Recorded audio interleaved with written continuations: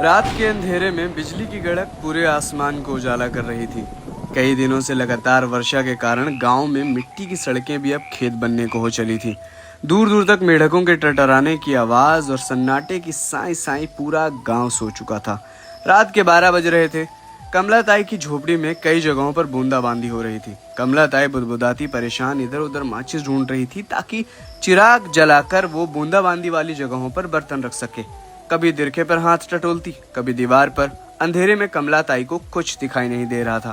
फिर उनका हाथ माचिस से टकराता है। कमला ताई माचिस को जलाकर चिराग को जलाती है, मगर तेज हवा से चिराग बुझ जाता है। वो फिर से माचिस जलाने के लिए कांडे निकालती है, मगर दुविधा ये थी कि कांडी एक ही थी। कमला ताई सर पर हाथ रखे फिर से बुदबुदाने लगती है। तभी दरवाजे पर कोई दस्तक देता है। कमला ताई दरवाजे को खोलती है। अंधेरे की वजह से दरवाजे पर कौन है दिखाई नहीं देता, मगर कमला ताई समझ जाती है। वो खुश होकर मोनू को, जो 20 साल पहले घर छोड़कर भाग गया था, उसे अंदर आने को कहती है। ये उनका बेटा था जो लौट आया था। चिराग जली नहीं थी तो अंधेरा अब तक था।